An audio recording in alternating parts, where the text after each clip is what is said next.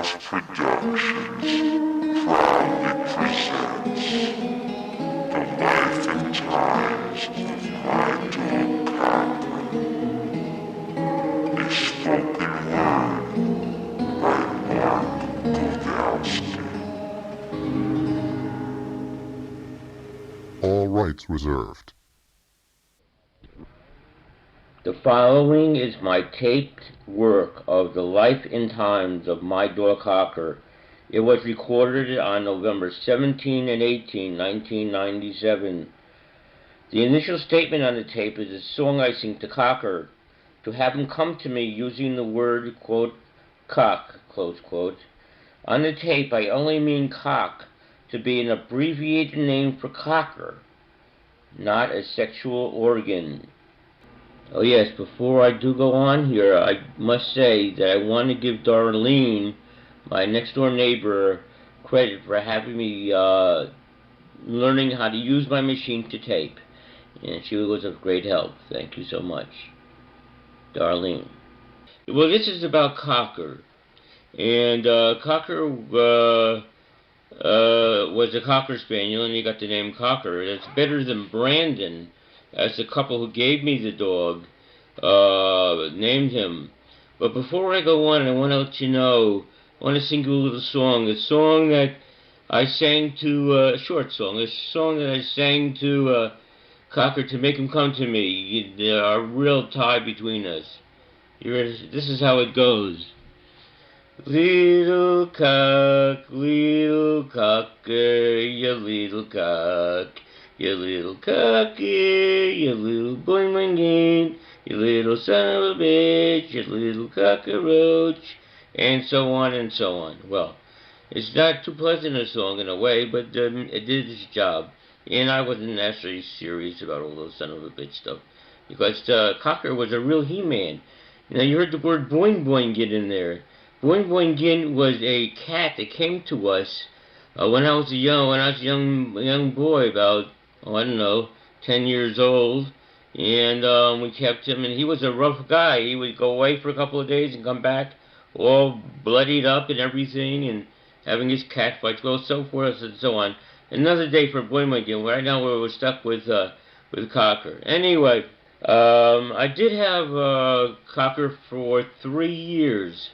And he would die yesterday, and that's basically what the story is about. Of course, there's a lot of other information that goes along with it, and part of that is I had a dog named Tempest for 17 and a half years. I got him from the pound, and we had a wonderful life together. Especially the vet even said he never saw relationship between a man and an animal like there was with Tempest and I.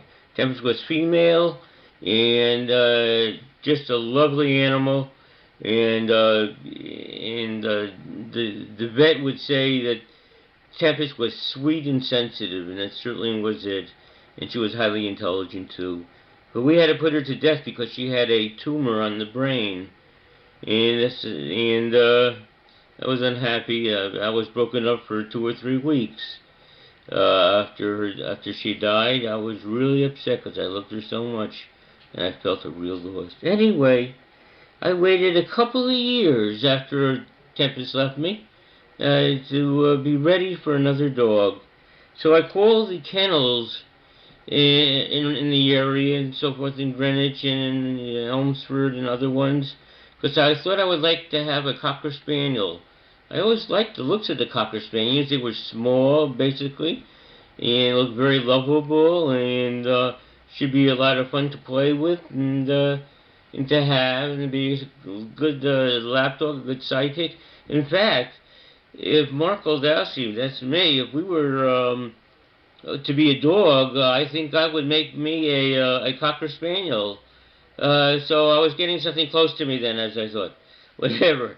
So anyway, I called this couple up. I think they lived in New Rochelle, and they had a Cocker Spaniel, and the pound helped me get in touch with them. Anyway, they came one day with the Cocker, and He came out of the car and he was beautiful. His hair was all wild, but it had a lot of curls and waves.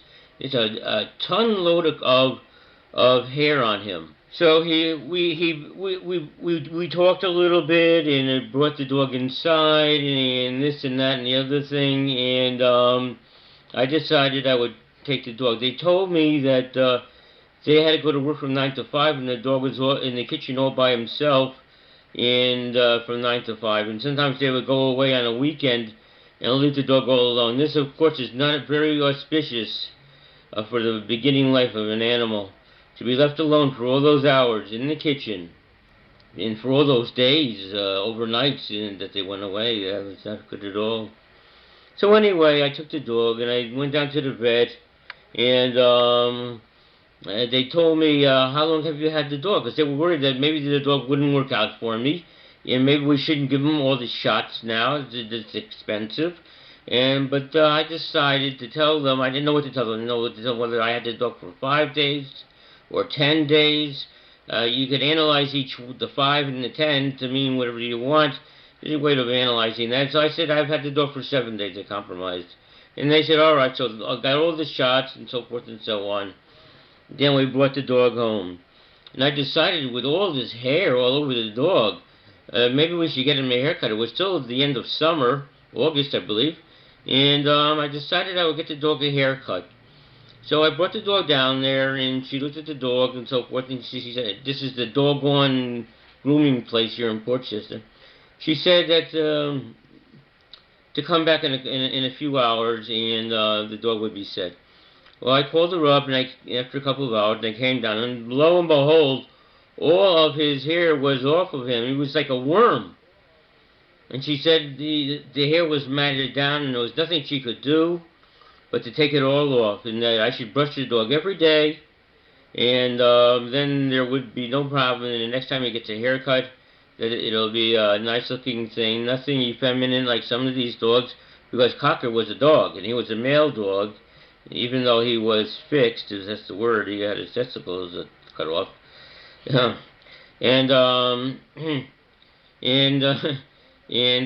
I brought him home, and he was rubbing his behind, rubbing it along the rug. So I took a look at it, and then just to the left of it, there was a burn mark. It wasn't very pretty. I called up Doggone, and the girl said yes, that she had a scissor and she was cutting the hair over there near the hiney, and that she burned him with the scissor. She had her burned, and that she would pay for the medication. So I went to the vet with him, and I didn't know whether to get a spray or an ointment. The vet gave me the choice. This is just an antiseptic to keep it from getting infected, possibly help it heal a little bit. So I decided I would get the spray, because if I could stand away from it, I have a large arc, and I would spray the area, and shouldn't be any problem with ointment. It had to be exact, and so forth and so on, whatever. So anyway, I took the spray, and I went to his behind, and he saw me going to his behind, and he started to go around, and I followed him around. We were going around in circles, me trying to get the spray on the hiney, and he going, not wanting me to do it, and going forward and going sideways and going around in a circle. So I decided the only way I could stop him and cut this nonsense out was to grab him by the collar to make him stand still, and then I would spray his hiney. So I put my hand under his collar and held him, and as I was about to spray, within a second, he turned his head somehow, and he bit my finger, and I yelled, my God! He bit my finger, and it wasn't too terrible a bite as it looked. It was about maybe 3/4 of an inch long and a half an inch or 1/4 inch wide, and I just kept on putting bacitracin ointment on, and luckily it didn't get infected, thank God. And he went along without any spray or any ointment, and his hiney cleared up anyway. So anyway, getting on with things a little bit, you know, I'm single. You know, I don't have any girlfriends. I don't have any sons or daughters to play baseball with. So I decided that I would play baseball with my dogs. So when I was living in White Plains, they tried to do this with Tempest. So I would throw the ball out, and he would run after it, and sometimes I'd put it in his mouth and then just drop it and walk back to me, or put it in his mouth and walk to the side and drop it. It just wasn't working. And then, oh yeah, we're talking about my boy. So Cocker was my boy, and I had this little way of talking to him by saying, "That's my boy Cocker. Know him anywhere. That's my boy. I know my boy. That's my boy Cocker." So he was going to be my boy, just like I was a boy to my daddy, and he was going to play ball with me. So it was August, and it was still warm. So I told him in September. I said, "Cocker, I think we're going to play ball in October because it's going to be nice and cool, and won't be this hot summer now of August and September, and we'll play ball together up in the field." And so I took him up there. I took him to a field, King Street School field. We weren't supposed to be there, but there was no sign. And he would run after the ball. He didn't know what to do, and once in a while I think once he did run after the ball and bring it back to me. So there was a glimmer of hope. Anyway, so then the spring would come, and I would say, in February, the end of winter, I would say, April is the spring training, and we'll be helping each other. You're going to get the ball for Daddy. You're going to run after the ball because it's my boy Cocker. He's going to play ball. Okay, so, this went on where he couldn't do very much. In every change of season, I would say, we'll go out and play ball. And I didn't even go out and play ball with him anymore. But I always did say at the end of the summer, at the end of the winter, that we would play ball in the fall or the spring, and we just kept on saying that, and to make it a little bit more real to me, but I wasn't fooling anybody and wasn't fooling myself. So anyway, I had to move down from my one-bedroom apartment to a little studio apartment, and where the rent was cheaper, because all the money, the $60,000 that I had when I came up from Florida was all gone. I had to pay $9,000 for my hospitalization, and mental hospitalization in '87. And I was up with 50 or so, and the expenses of the apartment and so forth, and I wasted a little money. And my mother was giving me money to pay the rent, it was $820 a month. Anyway, besides whatever it may be there, I went to the studio. Luckily, there was a couple there that were just leaving. They told me that they were leaving. I said, "Oh, thank God that you told me, because now I'll be able to move down here," and it was only $600 a month rent. And I did sign, about a year later, I did sign up at Section 8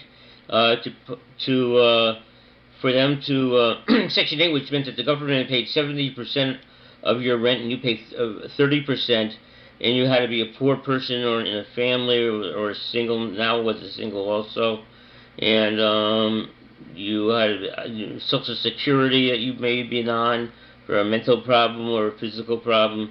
So I signed up, and it usually takes 18 months or so, the girl said, for it to come through, for the, to be on the list, and somebody will die, so then the next person on the list will take that apartment, or they move out, or making too much money, whatever. So they called me down, and I filled out all the forms, and 14 months later, I got the phone call. This is only a couple months, this is like 2 months ago. It's now November the 18th, and they told me there was an apartment that was opened up on, and that I should, if I wanted, I could go over there right now, go over there and look at it, and see whether I would want it and whether it's good for me. And I said, "Well, I thought that you would pay the rent for my studio because I didn't think I would be moving." She says, "If you want to stay there and wait for us to get ready to give you money for your $600 apartment, it'll be 10 years. Either you move to this new one, or you'll have a 10-year wait." And so I went over there, and I looked at it, and it was very nice. I told Mr. Gianfrancesco, the owner of the house, I said that just give me until 5 p.m. to make a decision, and I'll tell you then whether I want it. He said that the Section 8 wanted a man in one of the apartments because there was 2 women downstairs, 1 woman in each apartment. They have muscular sclerosis. And so I did call him, and I told him that I did want the apartment, and I told Section 8 that I did want the apartment, and I decided to myself, if I don't want it before I move in, if I want to stay where I am, I can always make that decision at the end, and I'll get somebody else on the list. But I more or less made up my mind that I would move. And so anyway, I would have to pay $239 for the rent, and the Section 8 would pay the rest for it. The whole apartment cost about $800 a month. They would pay $500 and something. Anyway, I did have the dog. I think that's why I told them. I told them at 5 o'clock. I did have the dog, and I know that the apartment, it was exceptionally difficult to find a place that would take your dog, a new place, a modern place that would take your dog. Because when I moved from Florida after I had gotten out of the hospital in New York, my brother was looking for an apartment for me. The one I moved into, the one bedroom. I was just very, very lucky that he allowed me to have it. Anyway, I had to find out a way. I had to find out a way for me to get my dog into this apartment. You know, so I went to my doctor, Dr. Lindahl, Dr. Stephanie Lindahl, a wonderful doctor that I had, and we devised a letter together to try to find a way so he'll accept me having the dog. Okay. And the way that we would do that is to say that my psychiatrist says that it's essential for Mark's mental health to have his pet dog. Then I told Stephen that night. Anyway, we got the letter, and the typist typed it up. This is at St. Vincent's Hospital in the outpatient clinic. And the letter was different than what we had agreed upon. The wording of it, anyway, it was different, but it was fine. It was a good letter. And I told Stephen that I was going to give this guy $1,000 and $50 a month, $1,000 in the front, and $50 a month just so I could have my dog. I would pay him so much money that he could not refuse my offer. And anyway, so we would try it this way. We'll try it this way with the letter. So I went over there, Mr. Gianfrancisco. I called him up, and I went over there, and I gave him the letter. I gave him the letter. I said, I think you'll be interested in this. And he read the letter. Then he looked at me. And he looked at the letter. Then he looked into the sky. And I said to myself, should I tell him about the $50 a month now? Because that's the going rate for dogs. Or should I mention anything about the $1,000? Because this guy here, I don't know how sure he is about me letting me have the dog. And so then he looked at me, and I didn't say a word. I was taking my chance. I didn't say a word about money. And he said, Mark, you could have the dog. And I was so relieved. And I felt that I had saved a little money too. $50 a month is $600 a year. So he was very nice about that. Very nice. So that's a little bit of the background I had with Cocker.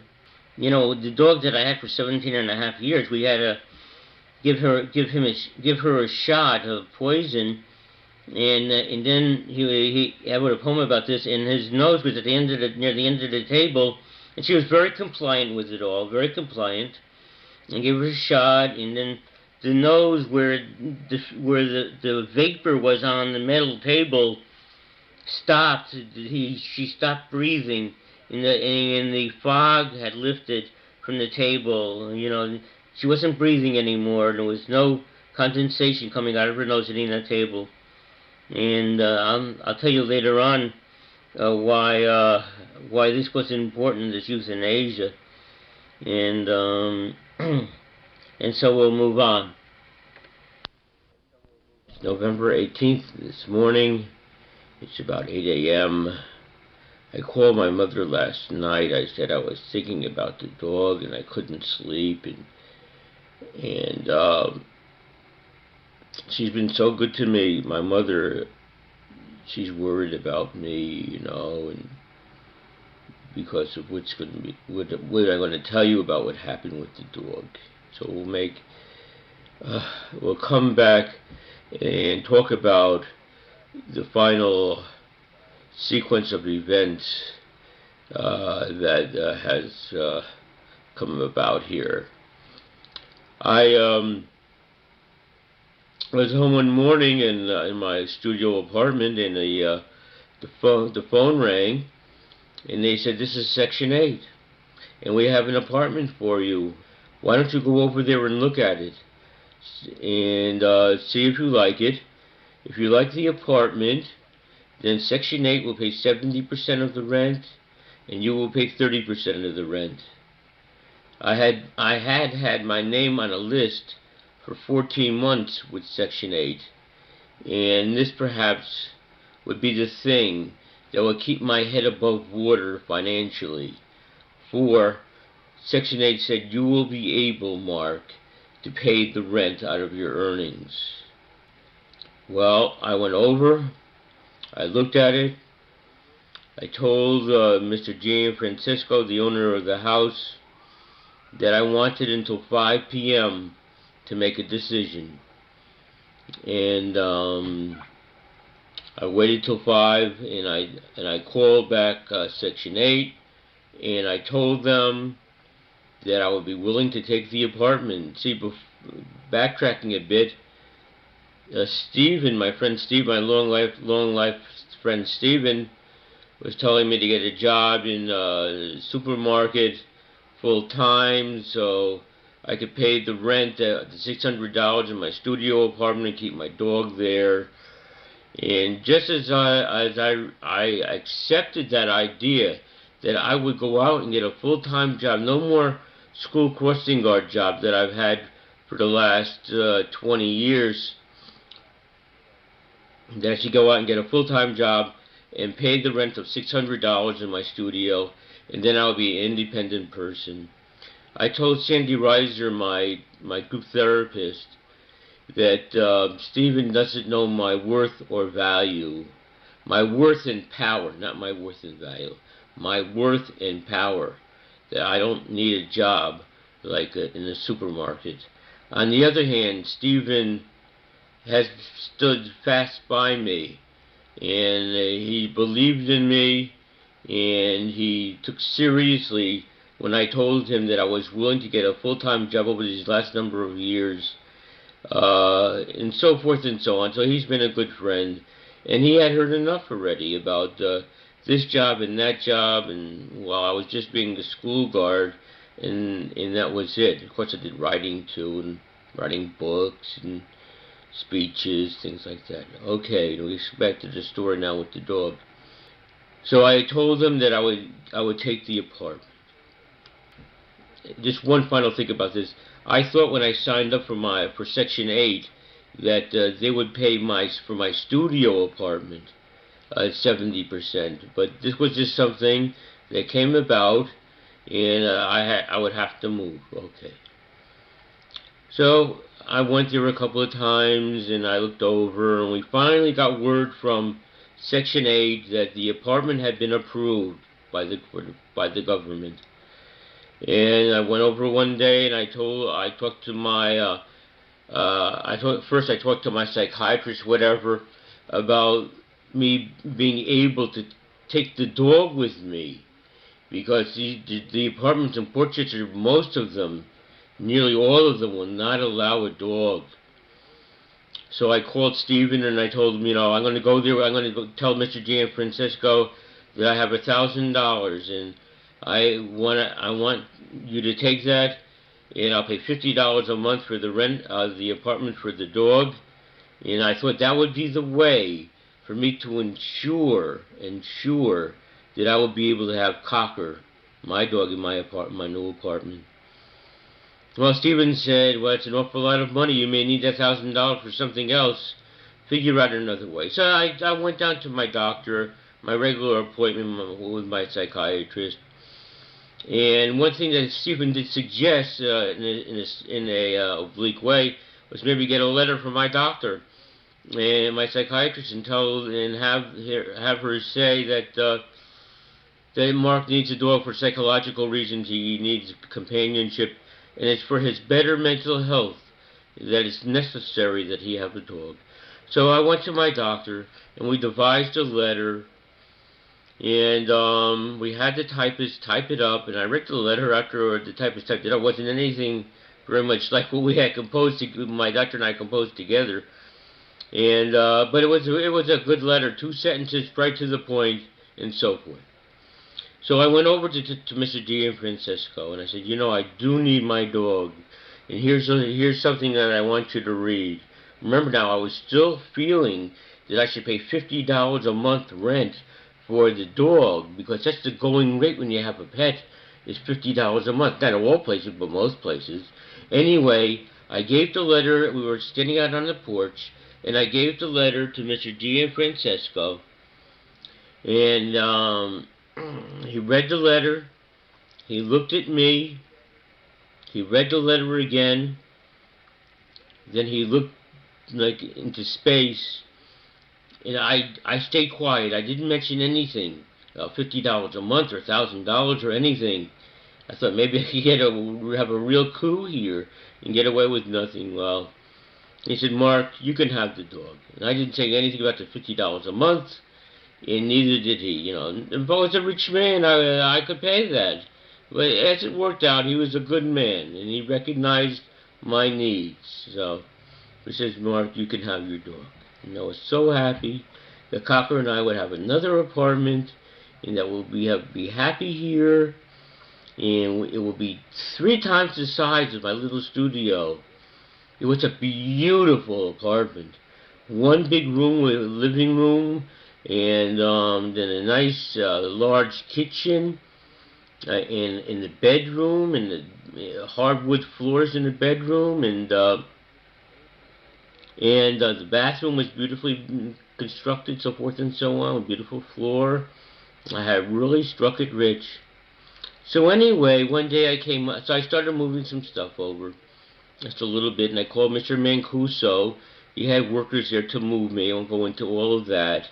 And we finally got moved over, and before I brought my stuff in, let me backtrack, there was a beautiful gray rug that was wound up in a ball for my living room. Mr. Gianfrancesco said that this would be your rug for your living room.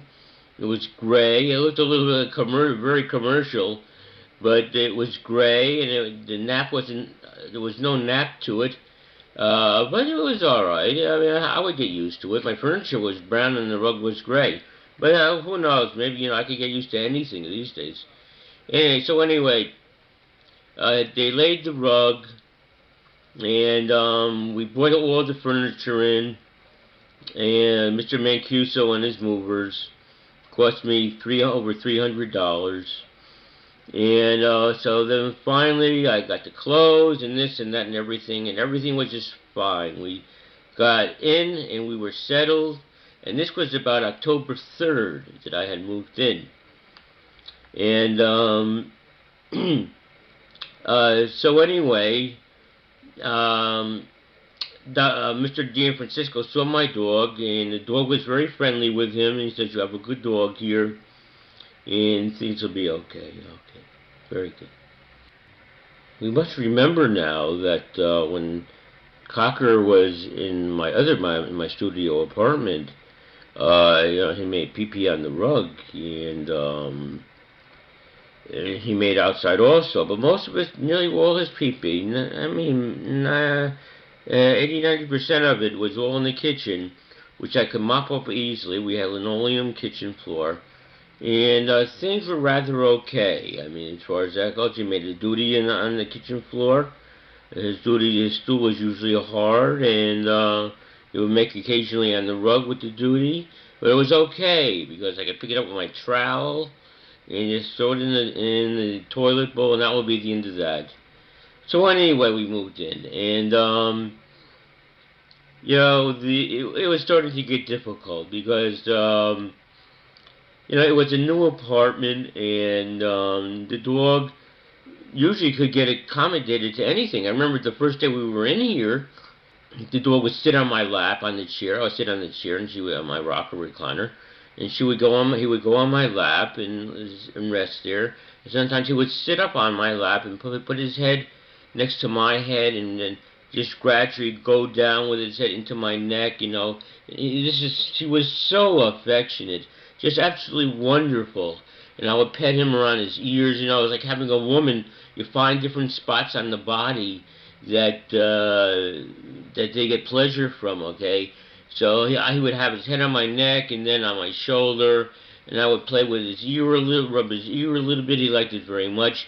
But his stomach was the part that he got real pleasure from, when me rubbing the stomach, where his little pee-pee was, and up a little higher and down a little low, and he wanted me to do that all day long. Once I had started with him, He wanted me to do that all day long. But, we do it for a while, and so he was so affectionate. And when I would be coming home from work or whatever, he would run to the door. He would hear the door opening. He would run to the door to greet me. This is the same way that the family before me that owned this pet said. He said when he came home from work, the dog would run to the door to greet him. Well, he did it with me too. So, this was not a black and white thing about having a good dog or a bad dog. Cocker had so many good points. Now, here's the thing. Cocker really wanted to be good. I may be rationalizing that, but I talked to him about his faults and just talk, and they understand the tone, may not understand all the words, and I tried my best. And I'll be telling you why I would be trying to talk to him. Remember, Dr.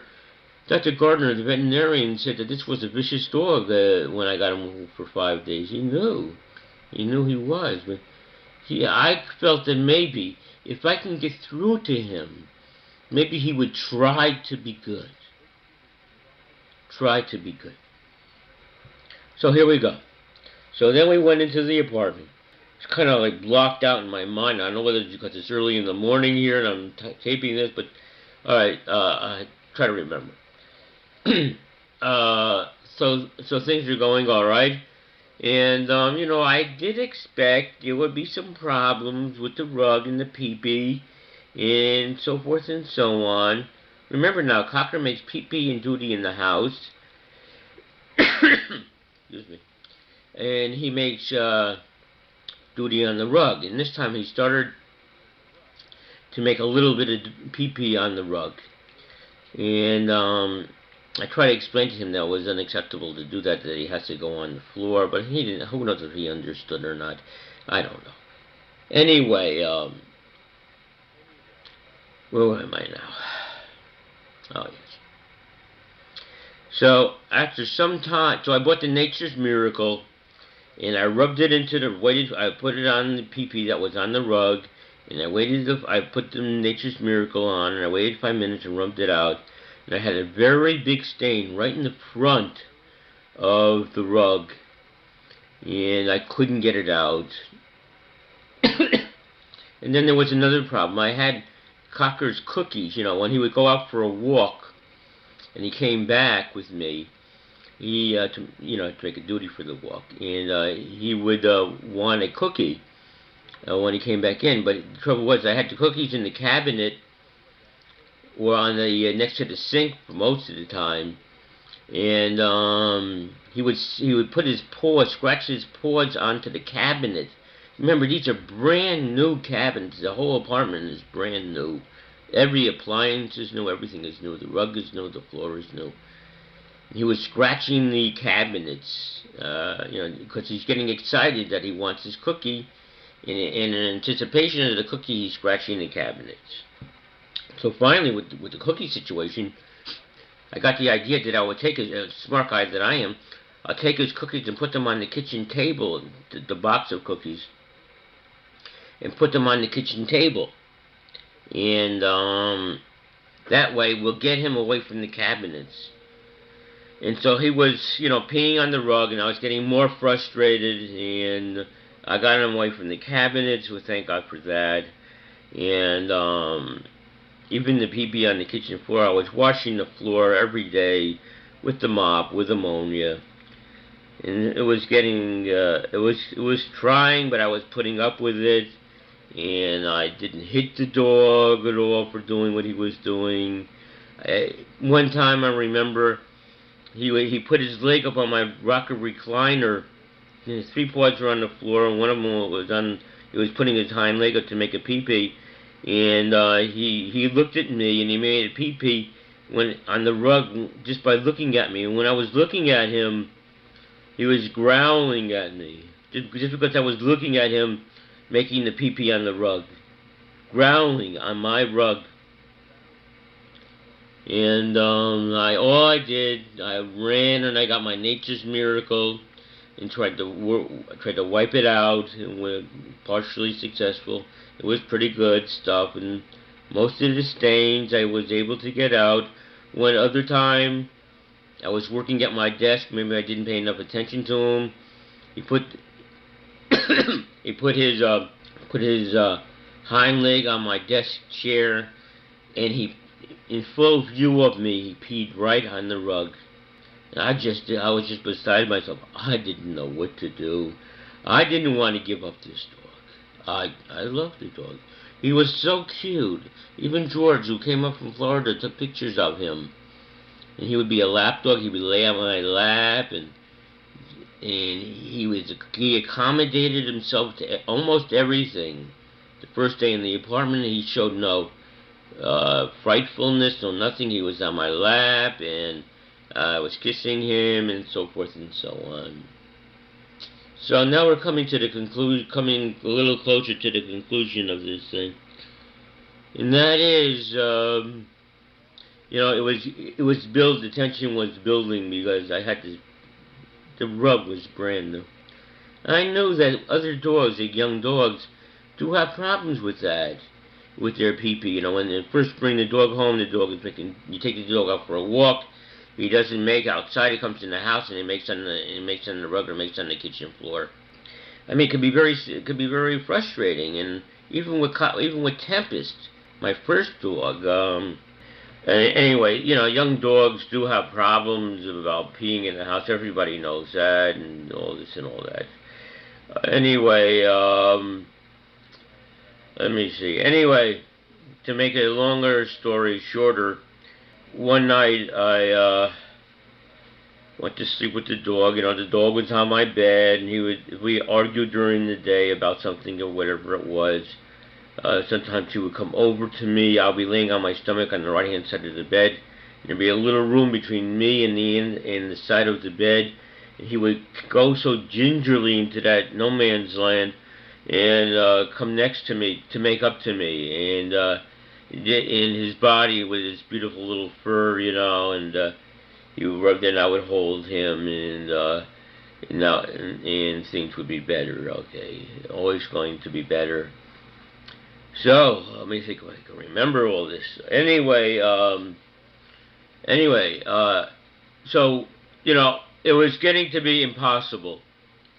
I was taking him out for the walk. He was making in the kitchen. I was washing the kitchen floor every day. And he was making on the rug. Anyway, one night I went to sleep with Cocker and woke in the morning, and there it was, pee-pee right along the door to the closet on the rug. It wasn't a big spot. It wasn't nearly as big as some of the other spots that he went to. But I showed him, this is the spot that was next to the kitchen, right? It was next to the kitchen. It was on the rug next to the kitchen. And I just pointed there to Cocker. I said, "You made pee-pee on the rug. Why didn't you go in the kitchen? You made pee-pee on the rug." And I didn't say it loudly. A little bit, not much. And he looked at me with such a guilty face, forlorn, very guilty, and that made me feel a little bit better that he recognized that this is not appropriate behavior. You see, Cocker, not this particular time, but many times he makes a statement with his pee-pee. A lot of dogs do that. If I'm going, whatever it may be, that upsets him, that's how they communicate their feelings to the owner, their negative feelings to the owner, to do something like peeing on the rug. And remember, when I had him in the studio apartment, he peed in my bed. About 5 different occasions, he peed on my bed. And I, always looking at the brighter side of things, I remember one time he peed in the bed. I peed in the bed 3 times that day. And so I held him. I don't even know what was going on in my mind. I was holding him, feeling bad for him that he was peeing in the bed, that something has happened that I don't even know of. And I'm thinking, well, he has to do this for some reason, and I'm hurting him. I don't know what. Looking at it from the dog's point of view entirely, When I tell other people that he peed in the bed, they just horrific. Just horrific. They can't understand that. So, this dog has a history. All right. So then it was, the pressure was building up and building up in my new apartment here. I did not want my apartment to be wrecked by all this. The cabinets, the rug. There was another thing. He has his bowl with water and his food for his supper. He eats his supper about 4:30 every night. And for a while there, for a good long time, I put the coldest water possible in his dish for him to have during the day. And I change it once or twice a day to keep it cool, because I know that he likes it cool. And now he's starting to drink out of the toilet bowl. He did it in the studio apartment. The water must be very cold in the toilet bowl, maybe a little colder than what I got from the sink. I let him do it. But it's full of germs. People get cholera from this sort of stuff, drinking out of toilet bowls. And so I try to break him of that by putting down the top of the toilet bowl. So then he would have to go to his own dish and drink his water out of his dish. So in the new apartment, I tried the same thing. And there he would be getting up on by the bathroom sink like he wants water, And he wouldn't drink my water that I put into his dish. So this went on. It was a power struggle, whether he was going to get the water from my dish or whether he's going to get it from the toilet bowl. As I think I did say, people get cholera from drinking dirty water that had duty in it. Whatever. So it was up and back. Finally, I lifted the top of the toilet bowl and I let him drink. I said to myself, if he goes into the hospital with cholera, whatever dogs may catch from this, just let him have it. I'm not going to pay for it. Just let him go. If he thinks he's smarter than I am, that he knows more than me, than his own daddy, then let him suffer with it. Of course, if he did get him an illness, I would have paid for it, but this is my emotional response. So anyway, one day, now we're coming to the nitty-gritty of all this. So one morning, 2 mornings ago, I got up and there it was, pee-pee on the rug. The kitchen was wide open. There was no reason in the world he couldn't have made that pee-pee in the kitchen. And he was on the chair, on the rocker recliner, half his body on the arm of the recliner, and I was just how can I say, totally involved with impatience and frustration. I did get mad before many times, but I wouldn't go near the dog when I did that. Anyway, this time, I took my finger and I pointed it right at Cocker. I had my finger right in his face, and I said, this is totally unacceptable. I will not tolerate any more pee on my rug.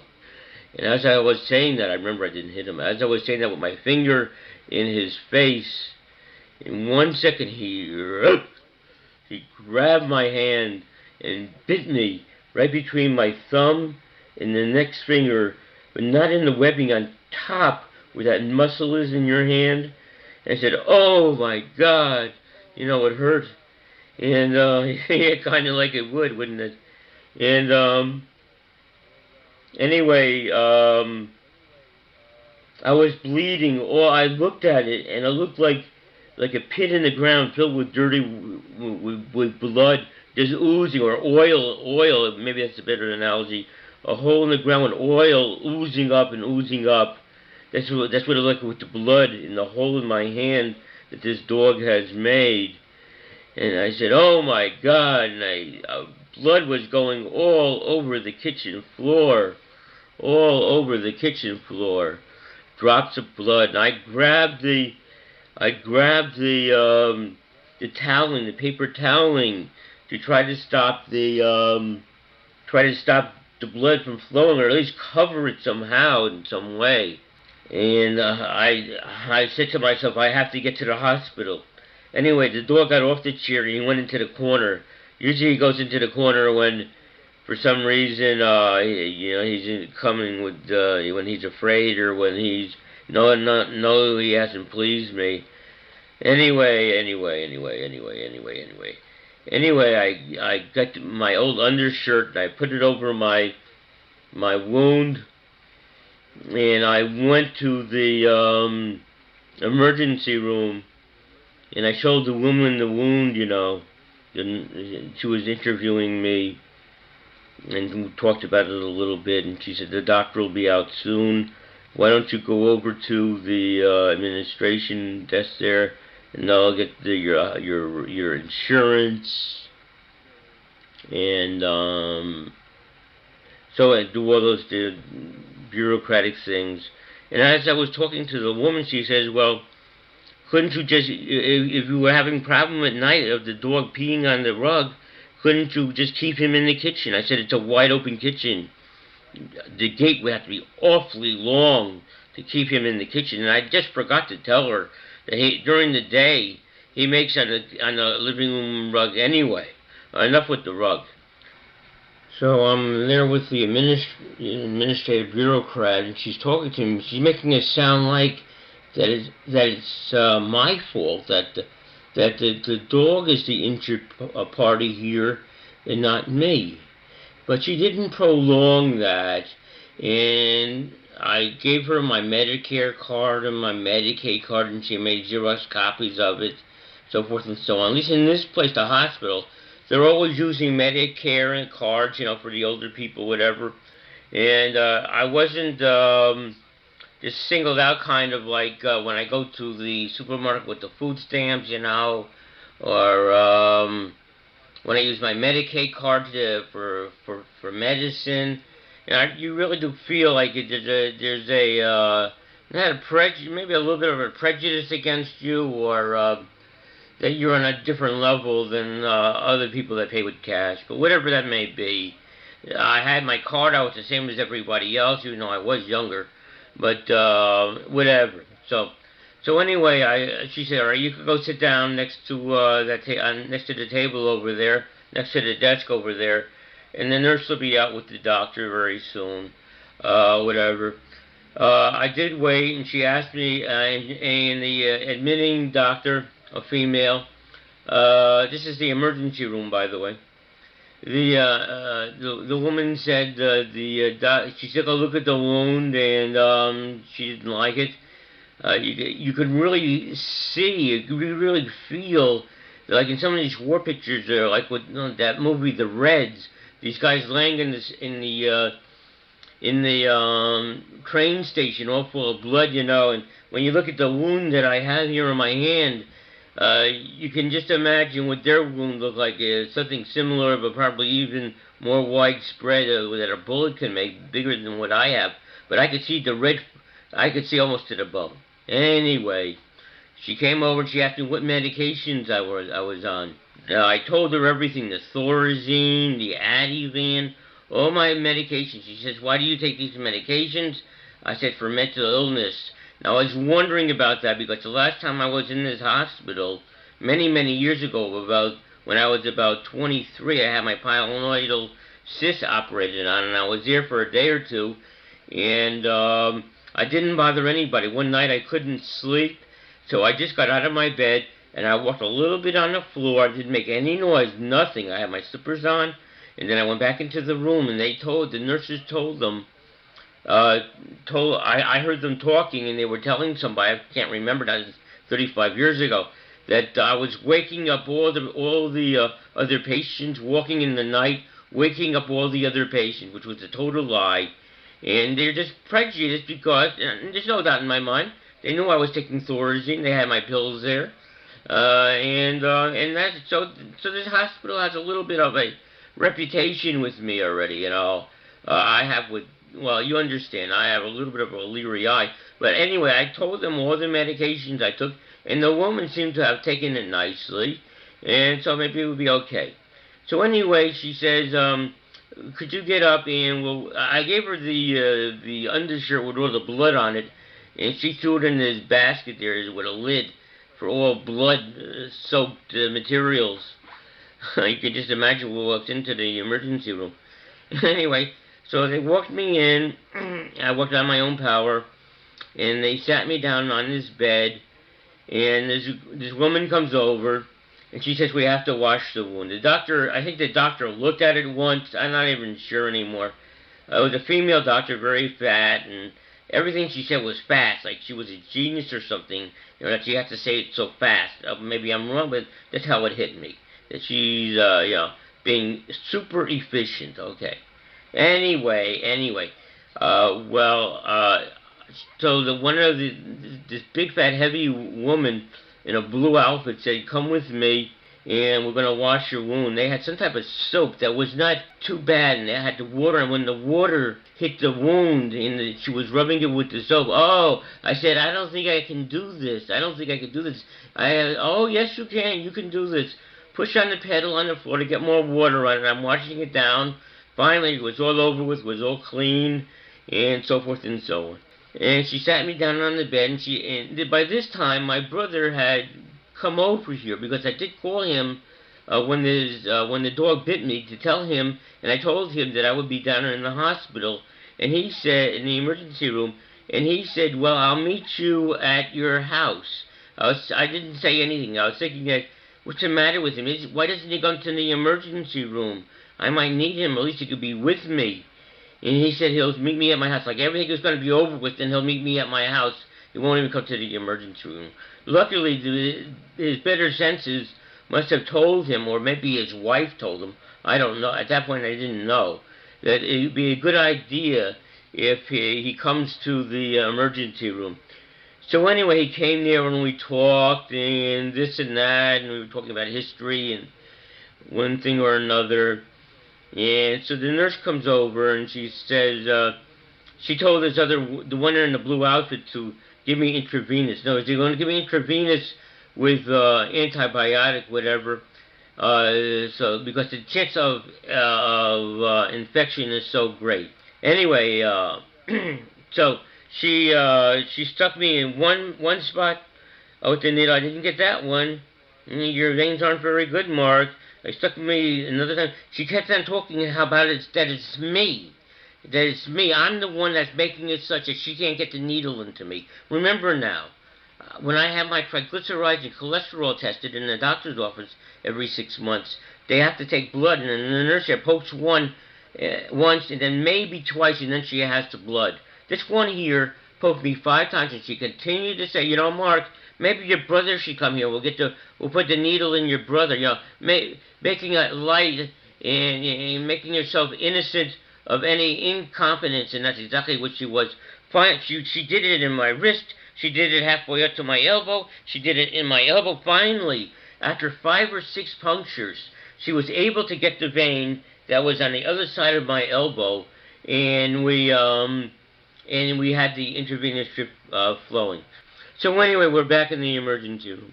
So the nurse said, your doctor, not the nurse, the other doctor, the doctor in the emergency room said she thought it would be better if they got a plastic surgeon to sew this up. The wound is such that it's deep and it's fleshy, and whatever reason she had, that's fine with me. And she said that he would come in 1 hour. Remember, this was Sunday morning. This was now like Monday through Friday. So I sat on the bed, and remember, they had the chart there with all the Thorazine I was taking and the Ativan and all this and all that. And I figured that the doctor would read the chart, and he would see all this, and whatever it was, it was. I mean, maybe we'd be all right. And remember, there's so much prejudice around. It's really terrible. I was saying things like, in the emergency room there, I was saying things like, I just shaved last night. I guess I'm dressed, my face is dressed for this occasion. And I was joking around, and they didn't laugh. They took me seriously. I was trying to be creative like President Reagan was when he was shot in the side, and he was joking around with the attendants with the bullet in his side, and they would understand his jocularity and he'd laugh at his being his satirical stuff, and that's exactly what I was doing in a small way. But they took it seriously, and they didn't laugh, and it wasn't getting the point across at all. Anyway, so the doctor finally came about an hour later. So anyway, the doctor came and I told him that I had written a couple of books because I figured, one of my books is My Peril, My Strength, a notebook on the perplexities of mental illness. I figured he read my chart, with all the medicines I was taking, the mental illness medicine, and that he would have known that I was a mental patient, if we have to use a terrible word. And if I mentioned that I wrote a book about mental illness, he would understand. I figured he knew about my mental illness already. And he's saying that your hand would swell. He stitched me up. I said, you're going to anesthetize this, aren't you, before you stitch it up? He says, yeah, well, we'll take care of that. Don't worry, we'll take care of that. I was saying, I remember the old days when in the far west where they gave a guy a bit of liquor, a shot of liquor, and then they amputated his leg or something. That's how crude it was then, and all the pain they would have. And he said the pain you're going to have with this anesthetic won't be bad. It'll be sticking. So he stuck me about 6 times. It hurt a little. It hurt, no doubt, but it was manageable. And anyway, he had my hand on a piece of board there over the side of the bed, and he did his stitching. He got the whole thing done. And he said, this is going to swell up, and you're going to have a lot of pain with it. And you call my office to make an appointment for Tuesday. Call Monday to make it for Tuesday. You just can't walk into my office and expect me to treat you. See, he was saying these things like I'm a real mental patient, or very stupid or something. And he says, do not change the dressing yourself. I will change the dressing. Maybe he was just being careful, just to make sure everything is going to go all right, because this wound was really something. He said, what we have to worry about in this wound is that we don't want it to get infected. It's very, very easy for the wound to get infected. He put on these big globs of bacitracin. Anyway, I said, having a swollen hand, I was telling him, is better than having a swollen brain, because I had listened to the radio the other day, and they were talking about brain swelling, and that it stops the flow of blood. If you have a stroke, it makes it worse, so forth and so on. And so he told me, he said, well, I don't know what a brain has to do with this wound here. Like he's saying that I'm saying that the brain, swollen brain, is something that you get when you're bitten by a dog. And of course, I didn't mean that, but he's treating me like that my thought is confused. And just like the joking around I had with the beard, with the shaving, and I was getting the same stuff from him, and I don't think I was paranoid about that. So anyway, I was very thankful to him that he came out on his Sunday. So he left, and Michael came back, and just in time, and he told me he bought the food, and I told him that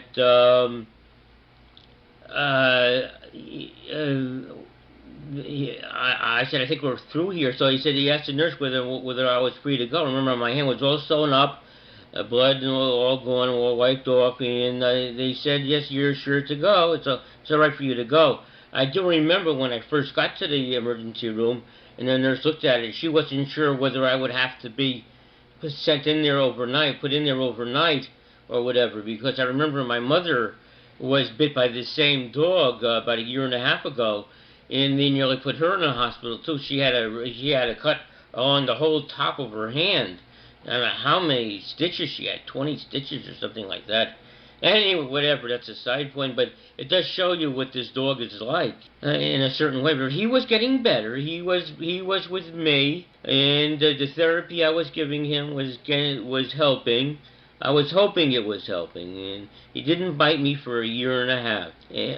A year and a half. He didn't bite me once. He used to nibble at my handle, would put it in his mouth, but he never really bit me. I must make an amendment to that when I gave him that same day that he gave me the big bite, I had some food I took some food from my plate and held my finger way all to the side so he can go and grab it, and he went, like that.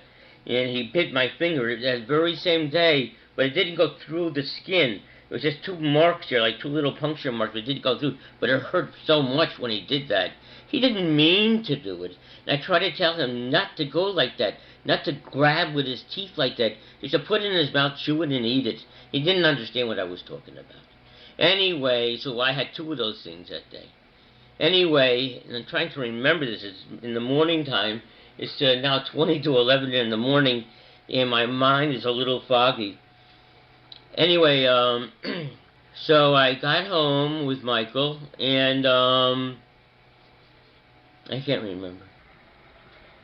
I must backtrack because I'm not sure whether I told you this, and it is an important point, that when I went to the veterinarian to get shots for cocker, this is when I first got the dog, 5 days, 7 days worth, he told me that I had a vicious dog. He saw how he was acting, and he said, "You have a vicious dog, and be careful."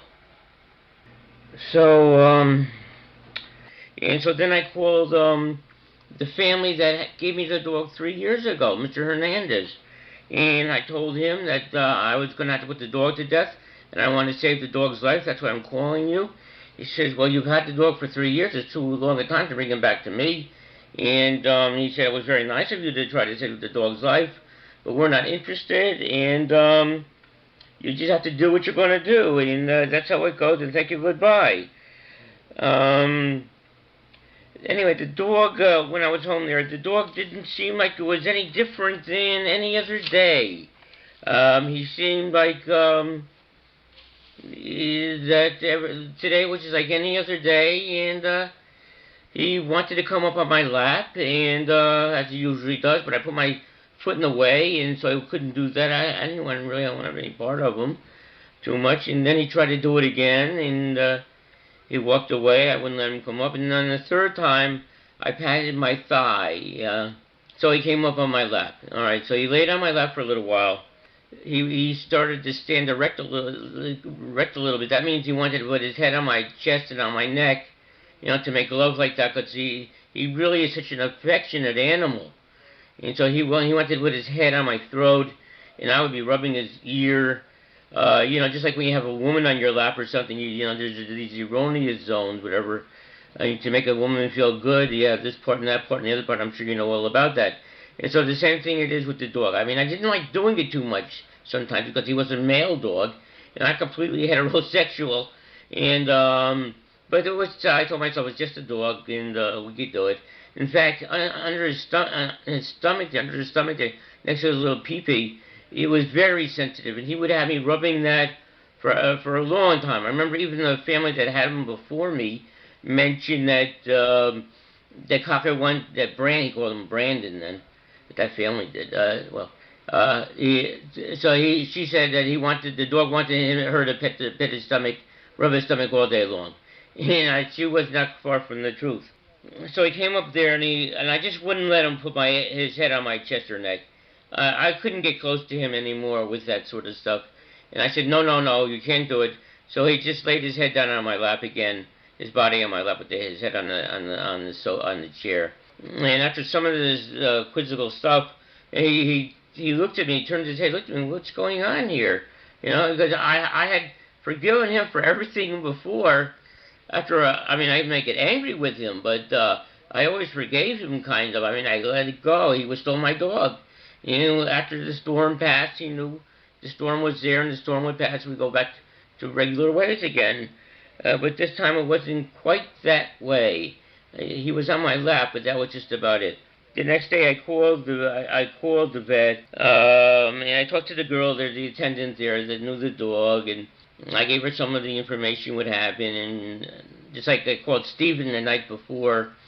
He said, "Yeah, I think you should put him to sleep." He had a cocker himself once, a good one though. And I said, that's how I feel about it too, Steve. I think that we'll have to put him to sleep. And so anyway, I called the attendant and I discussed it with her. She asked me what time I wanted to come down. This is the morning now.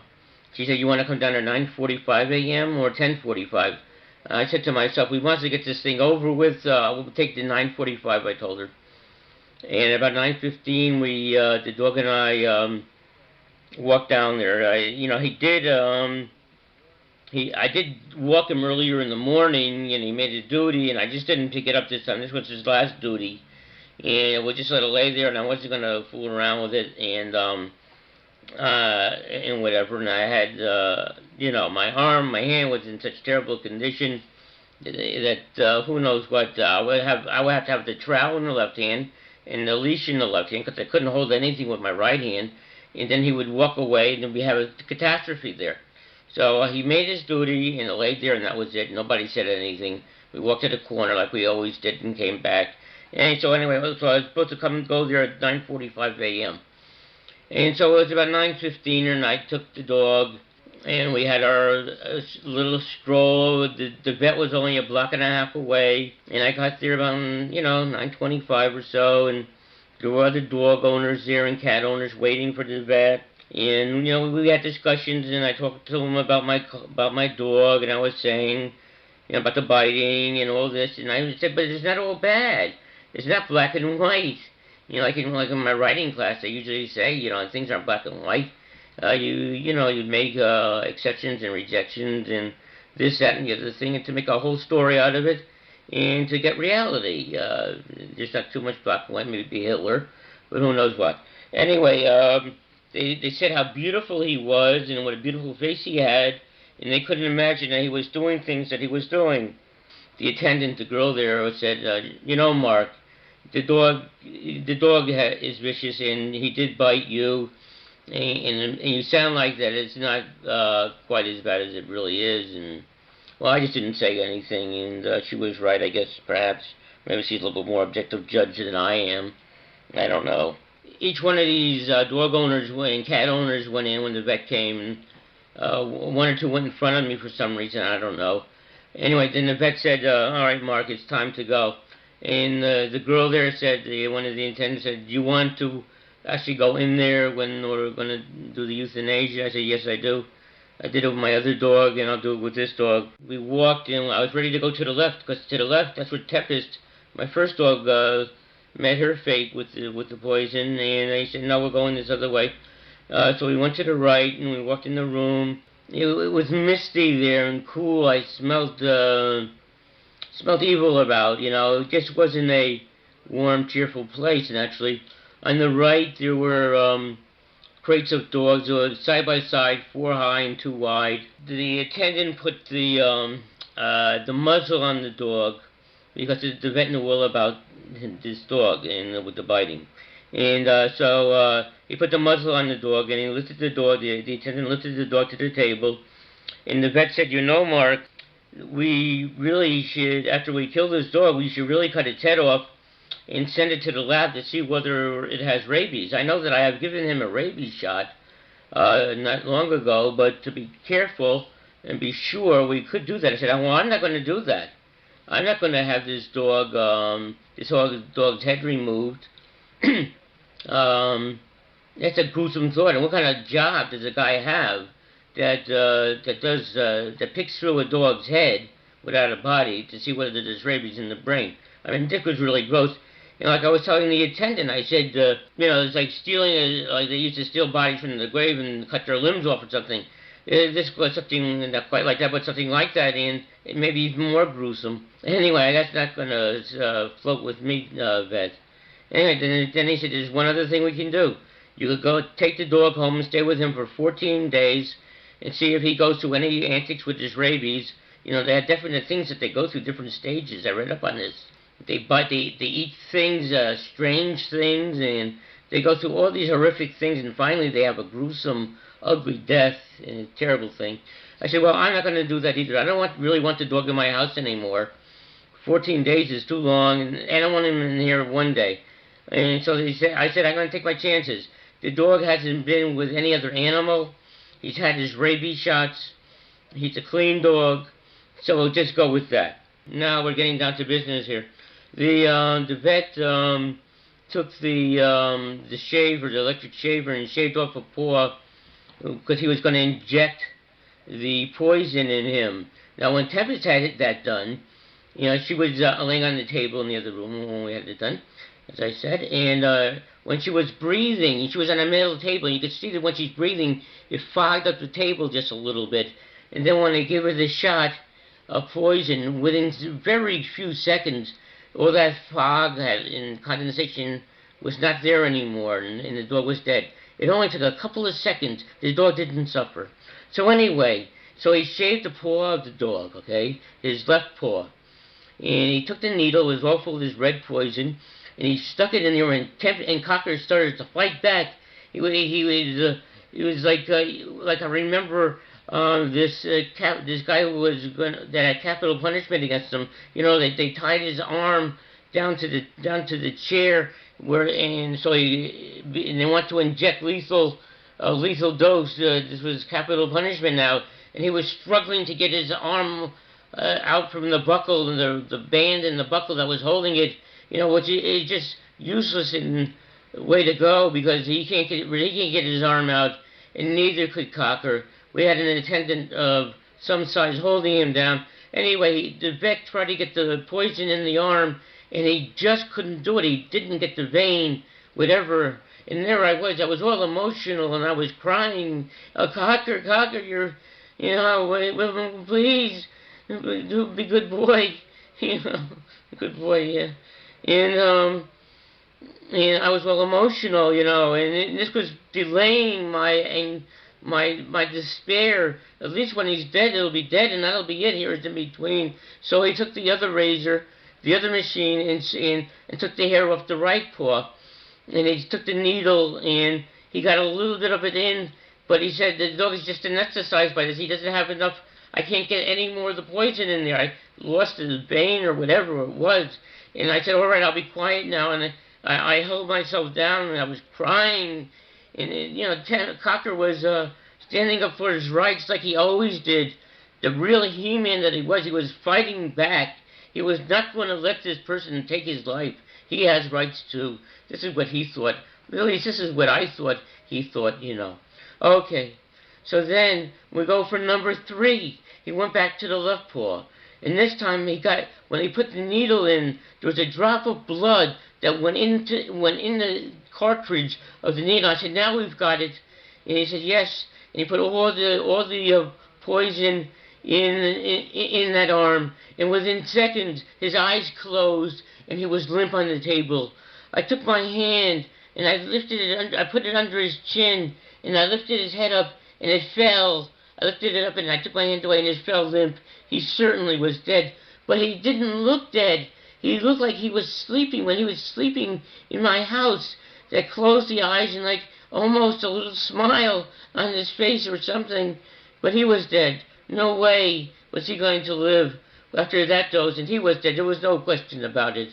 So I picked myself up, and I walked out, and I asked the vet, I said, how much does it cost to get the ashes? Because they got the ashes from Tempest when she was euthanized, and he said, well, it's going to be $90 for the euthanasia, and another $95 for this company to cremate and give me the ashes. I said, well, that's too much.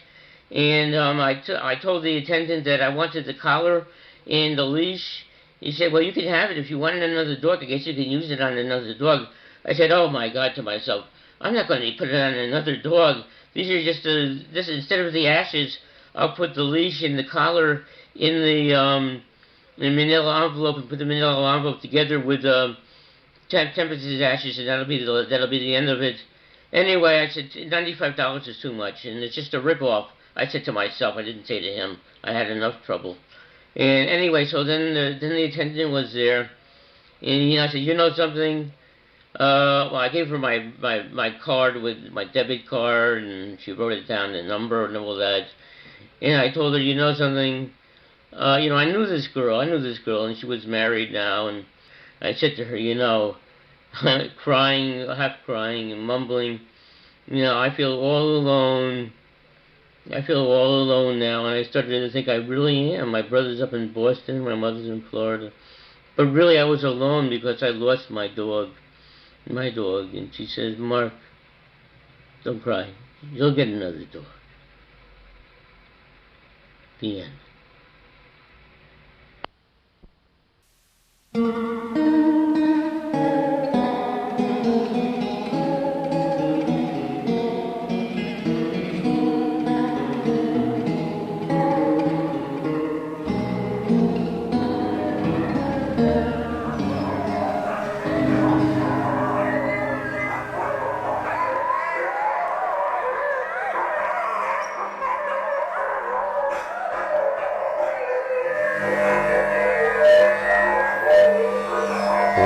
reserved.